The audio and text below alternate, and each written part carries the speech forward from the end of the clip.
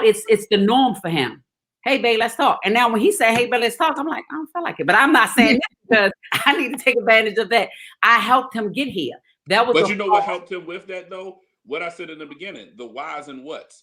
Because you cared enough about his why, right. you were willing to go deep in right. his what. Right. So the what was surface. The what was he doesn't communicate the way that I think he should. Right. But the why, when you really dug deeper, was this is who he's always been. That's who he's never always communicated in that way. So since he's never communicated in that way, you cared enough about the why to get to a better what. Yes. And I think a lot of people relations become toxic because I mean, let's be real. Even in a marriage, the first thing for a woman that I was taught was communication. The first thing for a man is we all know, you want to get down to the dirty. But if that communication right, that down dirty be good. I'm just saying. How PG are we supposed to be? Because that's love language. None of my podcasts have ever been PG. For the guys, are we saying physical touch is the right? But when listen, if you give me your ear and we talking and you showing me that what I'm talking to you about, you can. We on it. But if you like, babe, give me a minute and you brushing off and never come back, it's like, oh, you want to touch? Oh, we ain't doing this.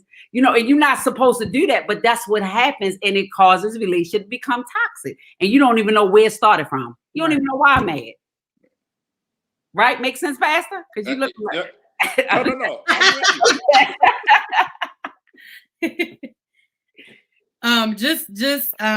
That was good. Y'all helping me. I keep looking down because I keep writing. This is my pen. But yeah, I think this dialogue is definitely helpful in more ways than one. And it's amazing to me how different strategies can be used in all relationships. How it can pretty much be across the board. And it's important, I think, that we take ownership of our toxicity. It's maturity that says, I'm the toxic equation, a part of this equation. And I think a lot of times, especially in our culture, we struggle with ownership. Like if the relationship breaks up, it's like, that nigga did, he did, but what did you do? Like, what was your role? Or if your children take a route that you feel like they did, like, what was your role in how that was like a snowball effect? And so if we could just touch on the part of ownership, like at what point for you all, when you look at your life, at what point did you take ownership of the fact that something needed to change? Like, what was that light bulb thing that was like, okay, well, let me step back. I'm a little toxic. So I'm laughing because Jaleesa is so I wouldn't do this with too many people because being a pastor is such a it's kind of like being a police officer. It's like people think of you, and I see my good sister Paulette on here.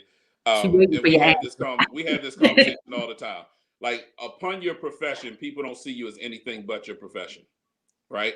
So for a long time, I tried to live to the standards of other people in the sense of, hey, I can't or I should because they might feel away.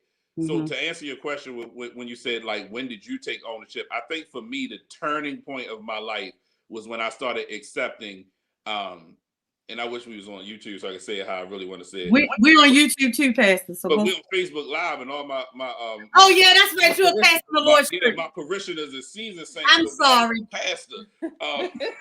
But no, the turning point for me was when I got to a space to really realize, like, at my core, at all of our cores, we're human, so we have struggles and things that we got to deal with.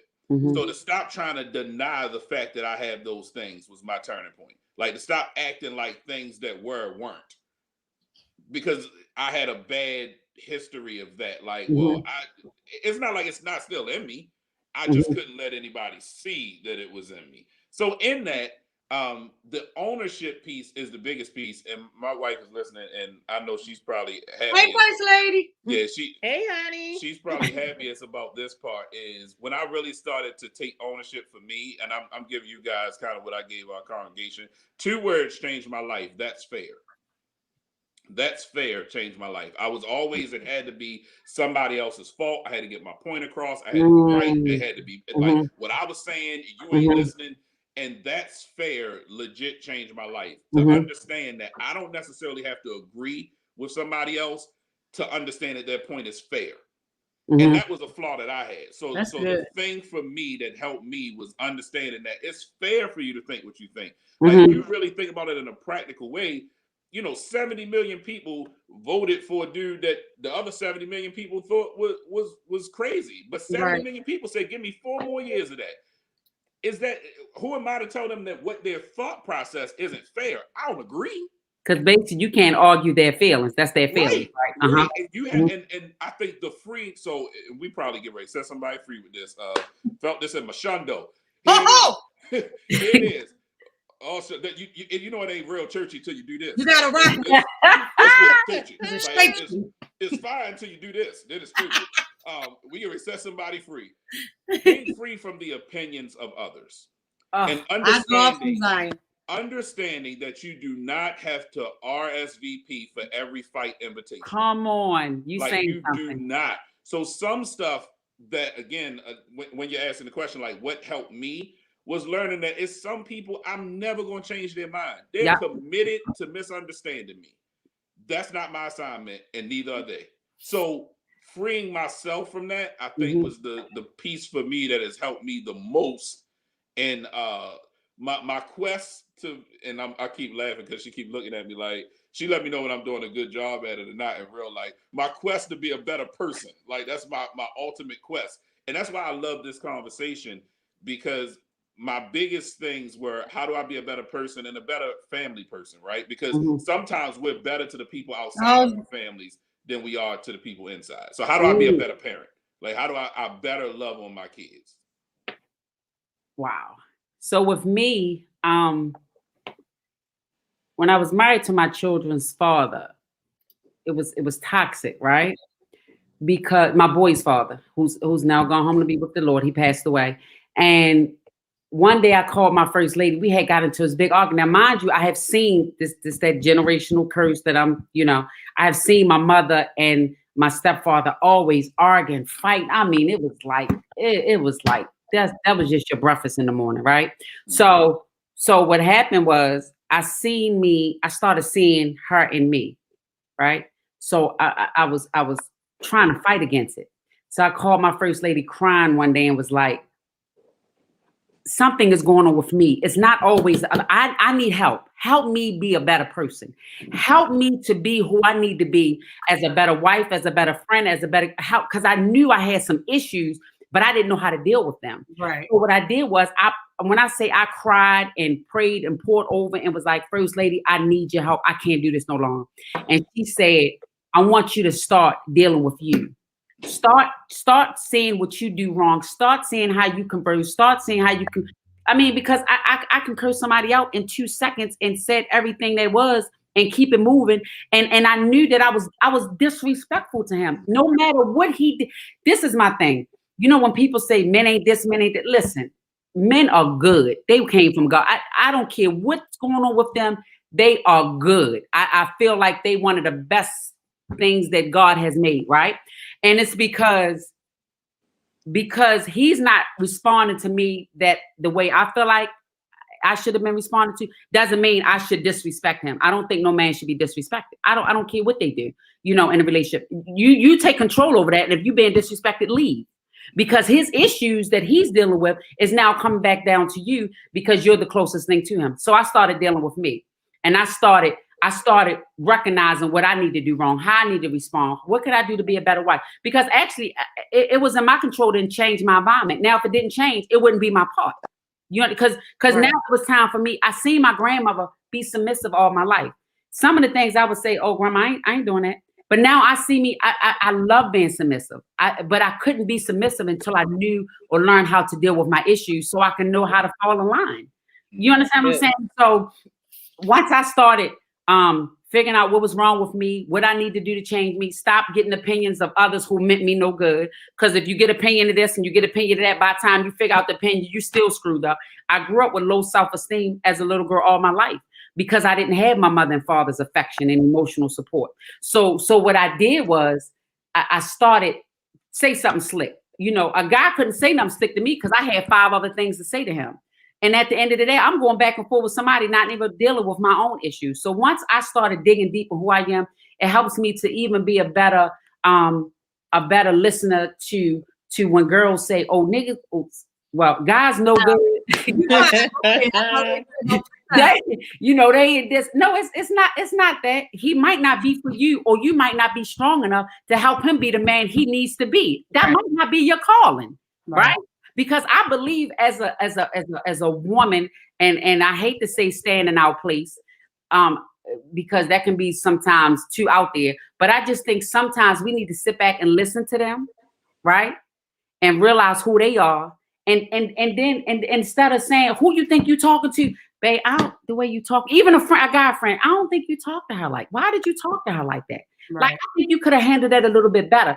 And sometimes what we say to a man in a certain way can help him change who he needs to be, you know, but you got to change you first. Because I can go back and forth with a dude all day long, and you ain't breaking me. And I need to know that at some point in my life, I needed to be broken. Yeah, I think we can see that. I think we have thoroughly established that, you know, if you want your day off on the wrong foot, then you say the wrong thing to Nikki and it's over. Like, but I have to check. Even when I get up, I told my pastor first lady a couple weeks ago, we was on Bible study, if I get up and don't get on my knees and say, I'm going to do this and do that first, and don't pray, and soon as my kids get their feet on the ground and say something stupid, I'm gone. But that's my fault. I didn't even set the atmosphere. Right. Like, what atmosphere, idiot? And everything will fall into place. But I think one of the important things that you said that I hope, you know, whoever's listening gets is the self-assessment piece, right? Yep. Like you said to yourself, you had a conscious conversation with yourself that I need to be better in these areas. And that comes from recognizing those areas. I think for a lot of people, even that I get to come in contact with counseling, they don't want to take accountability for those areas. And that's why I said what I said. Like, my change started with me. Like, my change didn't start with what my parents didn't give me. It didn't start with what my wife not giving me. It didn't start with my kids not giving me.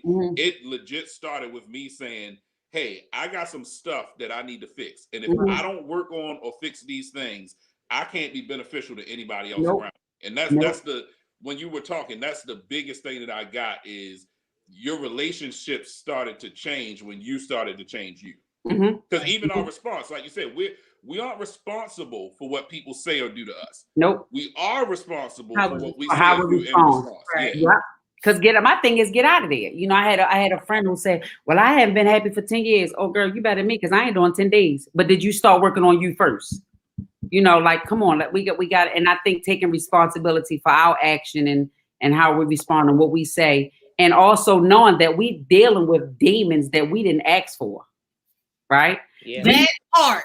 We didn't ask for that. Like, I didn't ask to be so promiscuous at a young age. I wasn't protected.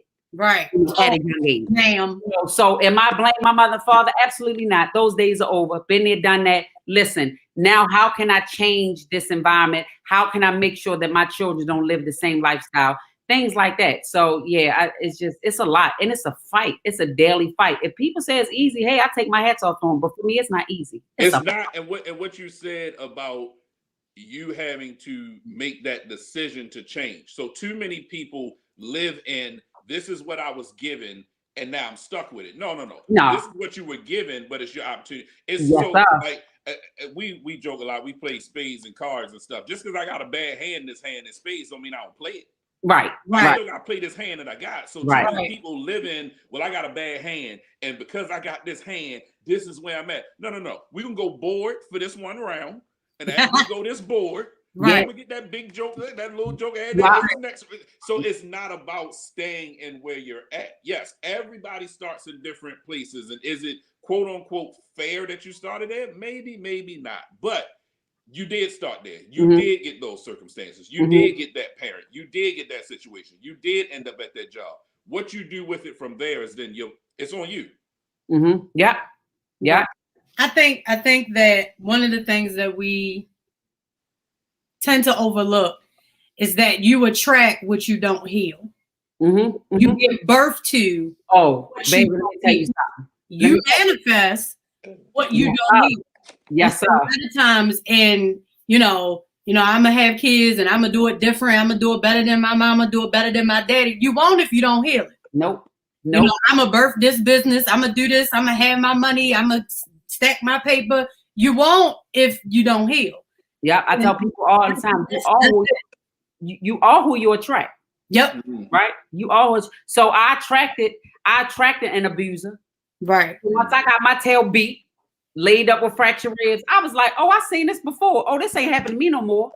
But that's what I attracted, because my self-esteem was so low. And I felt like, oh, he loved me because he bought me, a gold chain and a couple leather coats, and I'm going to school with a black eye. Oh, we ain't doing this no more. That's the last time, and it happened twice. And it was because this first time I wasn't strong away to get it to the second time until I couldn't breathe. Right. And then when I realized I couldn't breathe, and I look up and said, okay, this is a generational curse at 15 that I shouldn't be dealing with. 15, what 15-year-old daughter should be laying up in the hospital with fractured ribs because they choose to do it their own way, opposed to, you got men in your family, but you don't have your father, and you being rebellious and thinking you're doing it your way, the right way, because your mother and father's not there. And that's all I had to do was come in the house at 11 o'clock, like my grandfather said, but you're not going to tell me on those Saturday night to come in the house at 11 o'clock at 14 when old house is open. So I'm leaving. So that's what I did. You know what I'm saying? So I was real rebellious. And that's why what I attracted was who I was. And how often is it that we become those things that our parents were without even knowing, right? Right. So you got to be around them, right? Right. So listening to you talk, it's like you watch them go through things, and then subconsciously, not saying those things become okay for you, but you find yourself late in life in those same spots. Right. It wasn't probably, my dad passed last year, and in it made me think a lot. And a lot of that thinking, I was like, man, I do a lot of things that he did, not even thinking about it. So not even thinking about that I'm repeating some of those cycles, whether good or bad, like some of the good ones you want to, some of the bad ones you don't. Right. But how much we repeat those things, because growing up, that is our first instance for marriage, whether your parents are married or not. Subconsciously, that's your first concept of marriage, is that what you saw. So if your parents weren't married, then you saw, hey, it's okay. They're not married. If they are married, it's okay. They are. So our experiences really do play a major role in what we deem as acceptable. And then as we grow and get more information and we learn and we have life experience, then it begins to change into what we find is more beneficial for us. Yeah. We got one more thing I want to dive into, but as we transition out of this conversation, one of the things that I think would pretty much put a bow on this part of the dialogue is a model that I live by is God and therapy. You need both of them. Yeah. A lot of times in our community, and I'm only speaking for our community because that's the only community I've ever been a member of. In our community, we're taught to, what happens in this house, stay in this house. We're taught sweeping stuff under the rug, and then we get to be an adult, and then the wind blows the rug away, and all the dust that was underneath of it, we coughing and can't see because we just kept sweeping stuff under the rug. And I think it's important that if those that are listening don't hear anything else today, God and therapy work hand in hand. God can do anything but fail. He can do all and all and all. But it's important that those two pieces are active in your life. It's important that you sit on the couch and you talk to somebody, and then you pray. I'm not canceling out prayer, not saying if you go to the altar, don't go to the altar now because it's COVID. But if you decide when COVID is over, you want to go to the altar, when you get up from the altar that Monday morning, you make you an appointment and you make sure you talk to somebody. Because it's very important. One thing, and then I have one more question. Somebody had posted something that Lady Mia says often: if it won't matter in 5 years, it shouldn't matter in 5 minutes. I think that was good, because a lot of times we react to stuff that's happening in the moment, but it's not going to make a difference 5 years from now. Like cussing you out today or punching you in your throat ain't really going to make a difference 5 years from now. So that comment really helped me. So to close out, because we have about 14 minutes or so left, how do you handle, I guess, creating boundaries or removing yourself from toxic people that you have to interact with? Oh, that's deep. I ain't talking about the people that you can be like, oh, my friend, we used to whatever, but I cut her off. People are asking, like, what if we got to look at them every day? And it's toxic, and it ain't there is no other out. So how do you function, or how do you change or shift an atmosphere in a toxic situation that you have to deal with? You want to go first, Nikki, or you want me to go? No, Pastor, you need to go first. Okay.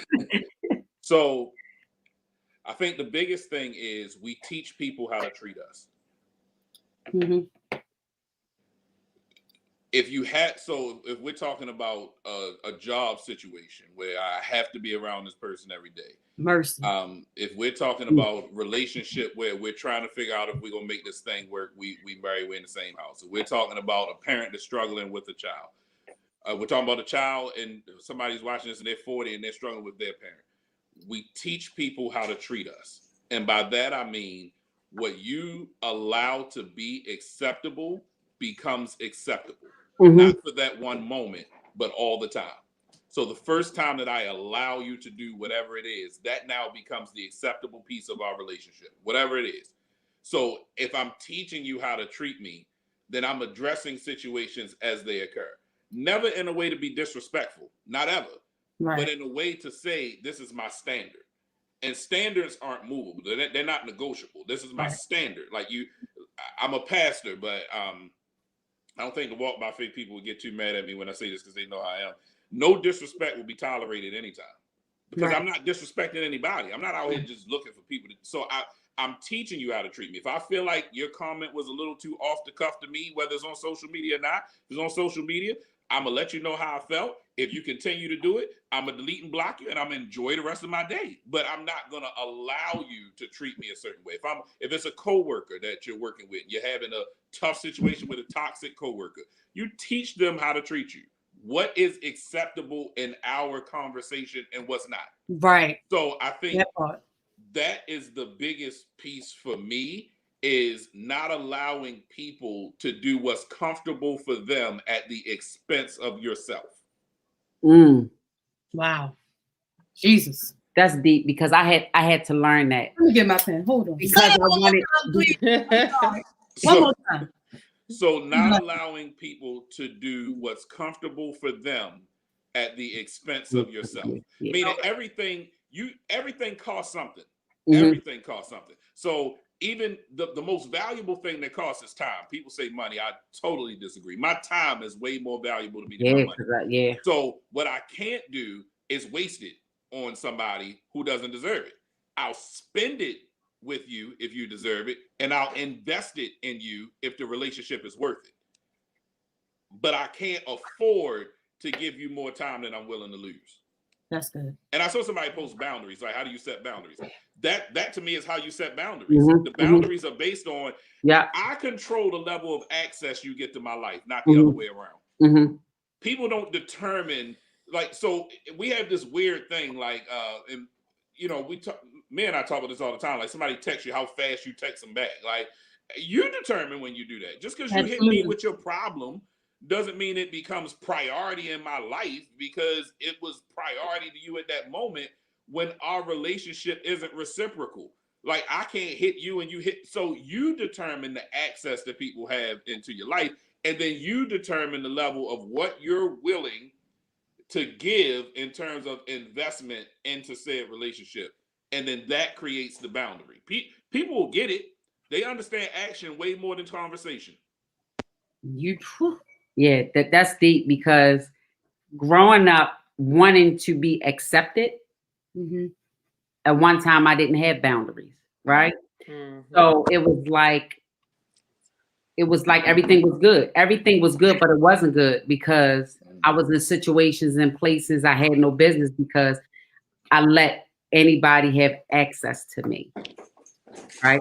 So once I start learning my worth, knowing who I am, I started. What's the saying? If you don't stand for something, you fall for anything. All that do it for me because it was like.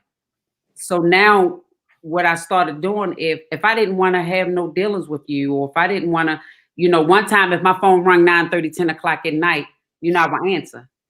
Now I'm saying, why you calling my house 9 o'clock and ain't nobody die? All right, don't call my house past 9 o'clock unless it's a dying emergency, right? Don't expect me to respond to your text message. I even have good girlfriends who will call, and if my husband walked through the door, I'll say, "Is it an emergency? You need me? I'll call you tomorrow," right? Because at one time when I wanted everybody to be in my space and I wanted to be included and I wanted to be with the whole rah-rah, everything was good. But once I started realizing that you got to set boundaries, everybody not your friend. Stop thinking that you got to RSVP. Stop getting mad if you don't get invited because you're not really supposed to be there anyway. It started helping me to be a better person. So when I started being looked at as she's changing or she's not going to come anyway, it's not nothing personal about you. I'm trying to deal with me and who I am, and I need to learn how to set boundaries. And I need to know that I'm not supposed to be at every invitation. I'm not supposed to allow everybody in my house. I'm not supposed to allow everybody in my space. Everybody shouldn't have access to my children, because at this point now, I don't even want you to send me an invite because I don't feel like coming because I'm sleepy, because I'm doing running with the kids. So now I'm about because I started realizing that, Nick, it ain't even it's about you at this moment. It's just about you, God, and your children and your family. And if you're not healthy, you can't have fun anyway because you're tired. Right. So once I started realizing that, Nick, you got to set boundaries. You got to stop wanting everybody in your space. You got to stop thinking that you're supposed to be a part of the crew or the clique or all that other stuff. And and guess what? Even if those people wronged me or did something wrong about me, somebody said, "Yeah, I'll be like, girl, it's all good. They good." I had a girlfriend, associate one time to say, I heard about this. First of all, don't come into the church trying to talk about my church. That's my church. And I don't care how many issues I had with the people in my church, you're not going to come in my church stirring up no confusion. Because you will catch these hands. Even if I don't want to speak to them, they my people, right? So she came, she joined, and she said, why you need to tell me about such and such? I ain't doing that. First of all, how's it going to look? And I don't mean to say let's take God out of the equation because he's always in the equation. How is it going to look to my past and first lady that I sat there and told you all the business, the bad stuff, before you even got a connection with people in the church, or a spiritual connection, or what can heal you? So I'm going to deter and tear everything down that God allowed you to come here for with some garbage that meant none of us no good. Because it's everywhere. I don't care if you got 7,000 members or if you got 20 members. We all got some stuff with us. I don't care who you are. So when people say I ain't going to church because of this, no, because you're going to add to it anyway. Right? So it's like, so I had to tell her, I'm not telling you about her. Yeah, we had some odds and ends, but it's nobody's business. Because I'm trying to fix me. And the last thing I need for you to do when you get mad at me is to go back and tell what I said. I don't say I said it, but that's another confusion that doesn't need to be added to the body of Christ, right? So once I start being that person, I started feeling better about myself and knowing that I should be I shouldn't be a fire starter. I should be putting fires out. And that just helped me to be who I am. So I said, now, if you call me and I don't want to talk, I got a girlfriend that said, you call me back 3 days later, you didn't want them anyway. What you want? What you wanted to talk about? You wanted to call me with some stuff that right now I'm not even mentally prepared to handle because I got too much stuff going on in my own household with my kids because they're acting like nutcase because they're in front of the computer all day. So once I start setting my boundaries, I get better sleep. And I lost a lot of people, but I still love them though. Right. Well, you lost a lot of people, but you gained a lot of time. Yes, a lot of time. So, and again, for me, the time piece is more important than anything else. Even to the point of what you just said, a friend of mine told me years ago, because I used to want to respond to everybody's emergency right then.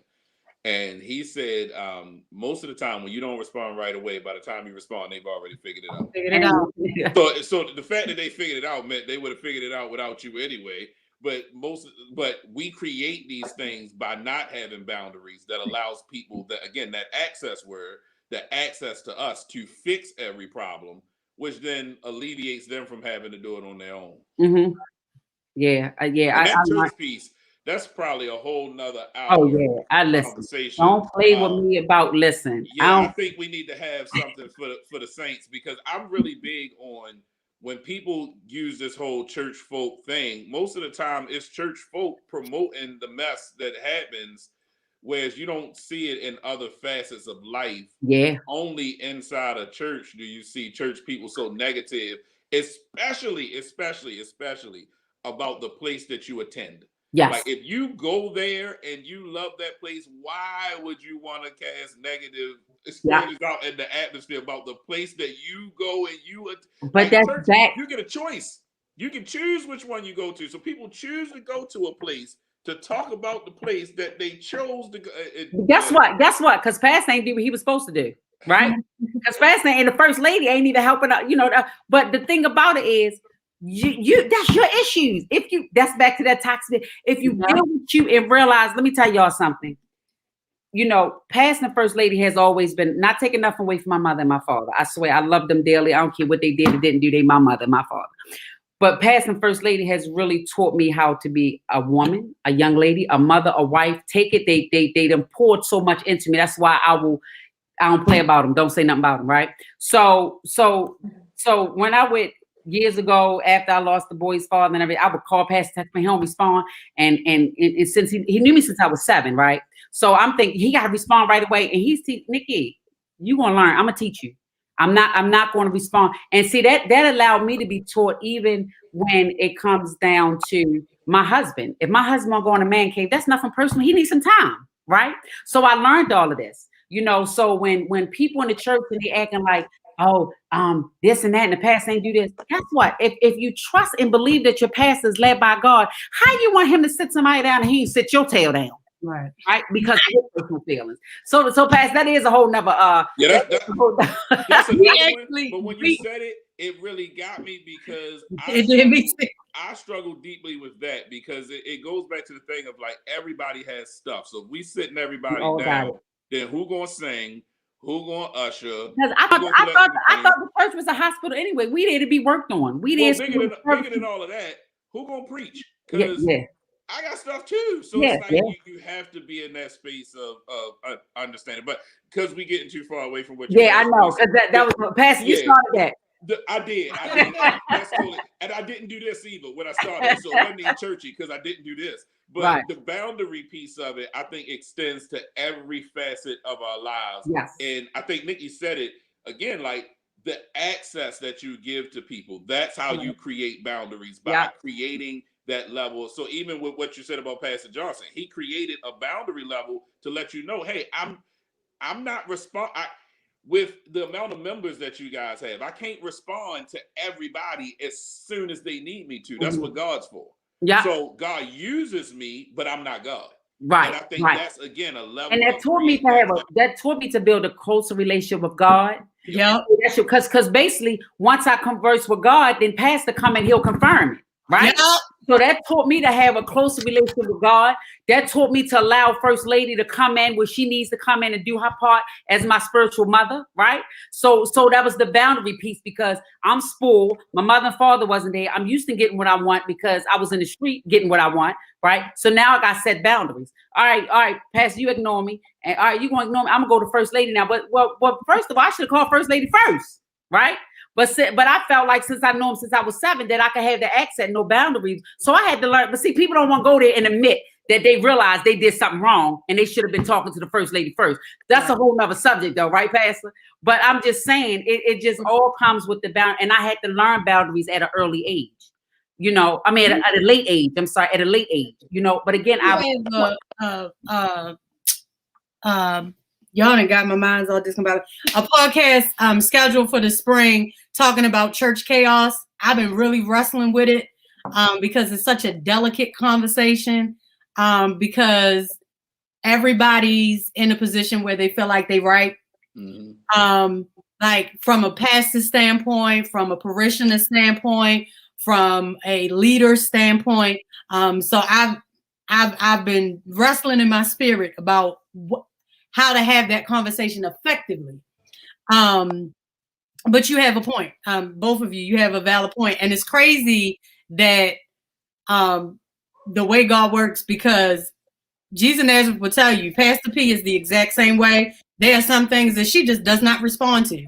Not because she's ignoring us, not because she don't know, not because she ain't see it, but because I appreciate pastors that let God lead first. Yes. Yes. Like, I appreciate when you can say, you know, I'm gonna let you sit with that for a minute, because hopefully you're gonna go pray about it, and then we can have a conversation Right. about what God was saying, and then I Mhm. can help you just walk through it. Mhm. But that's where another toxic relationship is. Mhm. That a lot of people think their pastor is their God. And And it's- if pastor right. don't respond, or if pastor don't give me an answer, I'm lost. I'm a ship No, without. no. I'm going to leave. I'm going to leave. That too, because he or she should Right. have responded. Right. So yeah, I do have an yeah. That's gonna be an interesting conversation. So I have to make sure it's people who can handle that conversation with me, and not be in their bag. Yeah. So we're gonna close it out. One of the things that I want to leave out with, the one piece that we didn't talk about, and I'm completely open to having this dialogue with you two again, because I think it was very helpful and healthy, is the fact that sometimes the person that you are most toxic to is yourself. Yes. Before anybody else, and I'm preaching to the choir. Me and Pastor actually just had this conversation last night. That sometimes you harder on you than the Lord is. Yeah. And you hold up a lot of stuff for you because you have a toxic relationship with yourself. Mm-hmm. So hopefully we can continue this dialogue again and dive into just being toxic with you. Just you. We ain't talking about your children. We ain't talking about your mama, your daddy, your granny, or the mailman, or the Amazon man that threw your package at the door. We talking about how toxic you are with you.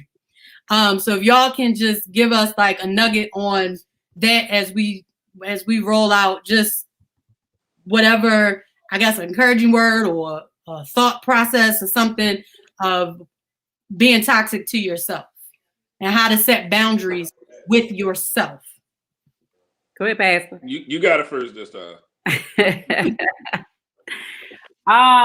Well, I want to leave with this. Speak life over you, right? Like, speak. First of all, I know with me, I'm always, and I don't give him no type of hype. I just don't. The enemy always in my mind because my future is so bright, right? And I know what I'm building. I'm building a legacy and $1 billion business for wealth for my generations for the next 20, 30, 40, right? Right. So my mind is always being, I'm always fighting in my mind. So I'm constantly rebuking and I'm constantly speaking. So just any toxic situation you come into, start talking to yourself. Is this for me? I'm better than this. I'm royalty.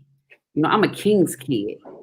Speak what you want for you so that your life can manifest in that situation. Because if you live in it, if you cry in it, then you're going to be what you in. Right? Am I making sense, Pastor? Like you got us. And my thing is speak what you seek and watch God work. Speak what you seek and believe in what you said. I say that because I've always had to fight and I'm going to continue to fight, especially for my family. So any toxic situation that you come across, if it don't feel right, it ain't right. If it's in your mind, rebuke it, deal with it. Stop letting stuff grow. Right. And whatever is in your past that is haunting you, deal with it. Far as addictions, your mouth, what you say, your words are powerful. I know, because a lot of times I got to go back to my kids and apologize because I said somebody had no business, so I even tell people don't say that to my son. Right. He gonna be the one. He gonna be the one to what? He gonna be the one that bring people to God. What he gonna break? He gonna be the one who break the generational curse. Tell me what he's gonna be, because if you're speaking against what I'm praying for, then you're wrong. Right. So stop allowing people to play and speak negative over your children, because that 70% of that joke is real in their eyes. So stop allowing people to have access to speaking over you and your children's life. I've heard people tell me, "Oh, you ain't gonna never be this. You ain't gonna never be," and I laugh and I tell them all the time, "Oh, I'm gonna be the best thing out here because my confidence comes from God, and I had to fight to get where I am." So just speak what you seek and believe in what you say and watch God work. That was wonderful. That was. I should have went first. No, the only thing I would add is in terms of being toxic to yourself is that's a very good question. That's confirmation for me because that's a part of my topic for tomorrow. So that was really, really good confirmation for me. In that, I would just say to people, always give yourself room to grow. So in the beginning, we started with like what are mottos that we live by. The motto that I live by for myself, I actually stole. I'm big on sports. I stole from Max Kellerman. He's on First Take with Stephen A. Smith, and he's always changing his take. And they get on him all the time because he'll have a take and he'll be real passionate about it. Then a week later, he got a different take, and they like, you're always changing your mind. And he said this quote one time in passing, and I never forgot it. He said, "I reserve the right to change my mind given new information." Wow. And I never forgot that from years ago when he said it, and I absolutely live by that. I reserve the right to change my mind given new information. The more that I learn, the more that I grow, I'm okay with becoming a better person and being different. So I hate the culture that we live in now that says you tweeted something 10 years ago, I'm going to hold you accountable like you said it today. That may have been how I felt 10 years ago. That may have been the place that I was in 10 years ago. But allow me that 10 years worth of growth to say that I'm a different person now and I don't feel the same way that I did then. So I think the biggest thing for me with learning to not be toxic towards me is to learn to love the me that I am and know that I'm continuing to grow into the me that God wants me to be, which is a very big thing. And I think if we capture that without going too deep into tomorrow, it helps so much because the first commandment that we get is to love God, right? Put no one before God, love God. But the second one is to love your neighbor as you love yourself. And I'll leave y'all with this because this is going into tomorrow. Could it be that we don't love our neighbors because we don't love ourselves? That's it. So if we're saying love our neighbors as we love ourselves, that's what God is telling us to do, not us. That's what God said do. But the way that we love our neighbors is shoddy because we're loving ourselves in a shoddy way. So I think the biggest piece is learning to love the you that you are and understanding that the you that you are today should be a better version than the you that you were yesterday. And the you that you are a week from now should be a better version than the you that you were last week. So how do I continue to progress and grow and be the best possible version of me? Like that's the place where I'm really getting into loving myself and not being so toxic to myself and holding myself to a standard that not that I'm not going to get to, because I'm never going to be perfect, but I should strive for perfection. If that makes sense.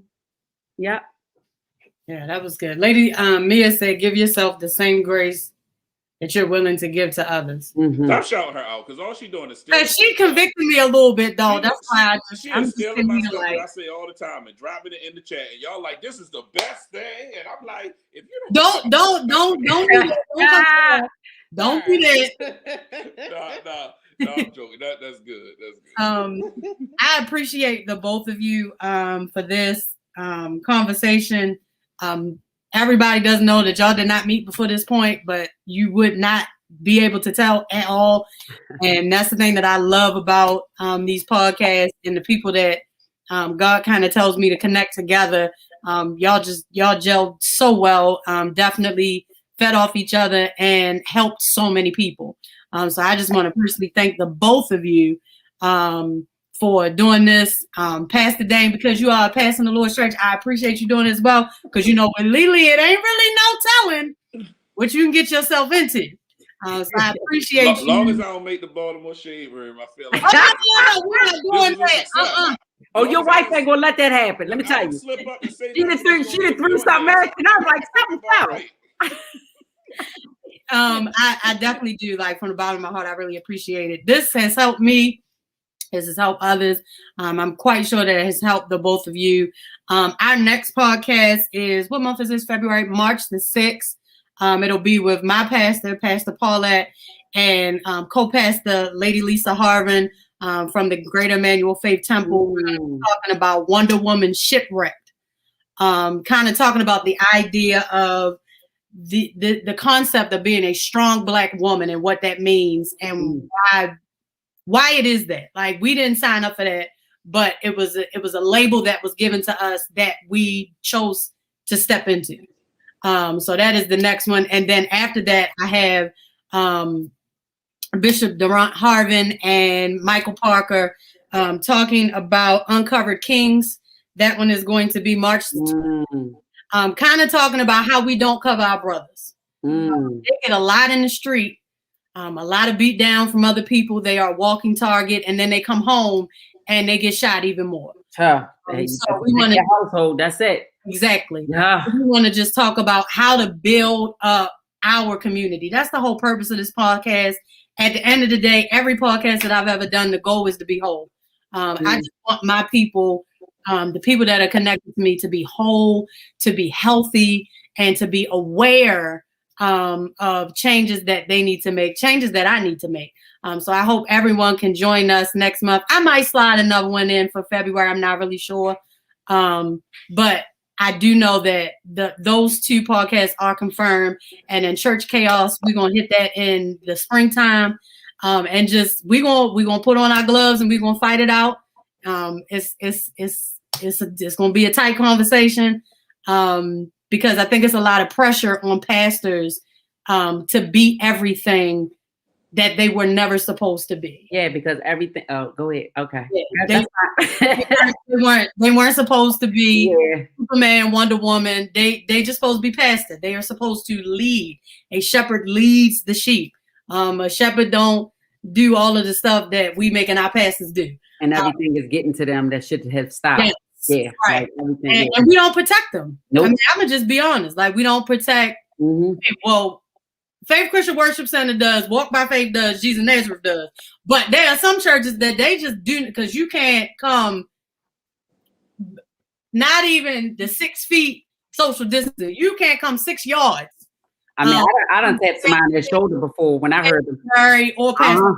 So, you know, and all 3 of these pastors, they decided to lead a bunch of sheep that know how to throw hands. I think they did that on purpose. Listen, I tapped somebody on their shoulder one day who was talking while pastor was saying something, was like, and I said, why don't you leave? Why are you here? See, everybody needs a Nikki at the church. Why are you here? You need a Nikki. And I never told nobody that I said it to her. I never, because it was nobody's business, but I just wanted to know why you here. Somebody invited me here. Well, leave. You're not comfortable, but you're not gonna sit and talk about my past. Yeah, we got to do better as people to protect. Yeah. I mean, because at the end of the day, when we ain't got no groceries, it's the pastor that comes to the rescue. When somebody in the hospital dying, it's the pastor before COVID that will come to the hospital. So like, we're not gonna keep doing this. We're not. Yeah. I'm over it. So I hope you all can join us on the upcoming podcast. Just keep a lookout. For those of you who've never seen my podcast, there are previous ones that we've done before. You can just jump on and take a look at. It's on my Facebook and it's on YouTube, on my YouTube channel, Basically Chronicles. So I love y'all. We're gonna ask the pastor to close us out in a short word. I don't normally pray on my podcast, Pastor, because we just be flowing. But I just feel like, because y'all didn't convict me enough, we're just gonna pray and then we're gonna go on about our business. Because I gotta get to the market for the snow cone. Let's pray. God, thank you once again for the time that we were able to share. God, we thank you for everything before asking you for anything, but it's in this moment that I just ask that you touch each and every person that's watching, whether they're watching right now, watching on the replay. God, I pray that you just continue to pour into them, allow them to get some kind of revelation or confirmation out of some word that we said. It's in that I pray that every word that we said and every thought that we had during this time was acceptable in your sight. God, continue to bless us with fresh new ideas to be able to reach people right where they are, but ultimately with the goal to bring them closer in relationship to you. So God, we don't thank you for religion, form, or fashion, but we thank you for the relationships that you continue to build. God, bless God and keep each of our minds. Just allow us to continue to just do what it is that you've called and created us to do. So God, we thank you, we honor you, we praise you. We're also careful to give you all the glory, honor, and praise for what happened this last hour. In Jesus' name, amen. Amen. Somebody had asked a question of what churches we're from. We just gonna shout out churches out and then we can roll. My pastor is Pastor Pauletta Bostic. It's like her name, Pastor Paulette, but Pastor Pauletta Bostic, Jesus Nazareth Free Will Baptist Church, 401 Jerry's Avenue. Amen. Nick. Faith Christian Worship Center, 700 North Pulaski. Pastors, Pastor Gary G. Johnson, First Lady Naomi Johnson. And let me first say, before I say our church, that Pastor Paulette and Pastor Gary are amazing pastors. Absolutely. It's hard to find people who have hearts for people. And I just want to personally say that both of them have hearts for people first. And if you, whatever church you're looking for, it doesn't have to be ours. I'm really big on finding what fits you. Find a place where you know your pastor has God's heart first and then a heart for people right after it. And both of them do. So our church is Walk by Faith Ministries. When the pandemic is not rolling, we had 2500 East Northern Parkway, but you can just search us online under Walk by Faith Ministries. Service every Sunday at 10. And tomorrow we are starting a series that is called I Want to Know What Good Love Feels Like. I would have sung it like Anita, but I think you should. Go ahead. Here go your mic. First Lady, can he sing? First Lady? I can't sing. Nah. This is a This is a non-singing household over here. But no, and also thank y'all both, because I really try not to do conversational stuff like this. You know, I have a podcast too, but I try to keep it. Yeah, this was very refreshing and very good to be able to do. And I hope people really heard our hearts through everything and know that we did this really just to try to be as helpful as possible. And Pastor, I didn't cry, so I'm gonna pat myself. I'm proud of you, Nikki. Because it's such a passion. You know, I'm so passionate about this conversation that I usually break down. So yeah, I did good. Hey, When's your birthday? July. No, we're not gonna do that. No, when's your birthday? July 1st. See, mine is July 21st, so I'm a Cancer too. So the problem is, I cry sometimes in church, and they be like, "Here he go with his cancer song." Yeah, here he go crying again. And I'm like, "But that's God, right. I say it's good for the soul. It replenishes the soul. yeah. Yeah. So thank y'all so much. Thank you, Reverend Jalecia Washington for helping us. And then I love y'all. She the gangster of the group. We all crying, and she on here all throwing them up. And, yeah, I don't like crying. I got to be really. I don't. No. And plus, my pastor told me she don't want me be crying on social media and stuff. She said, you know how people they be doing stuff and they just be all falling apart. She told me don't do that. So I got it together. I beat my face and pulled myself together. Let's go. Love y'all. All Thank right, you see y'all later. for listening. All right.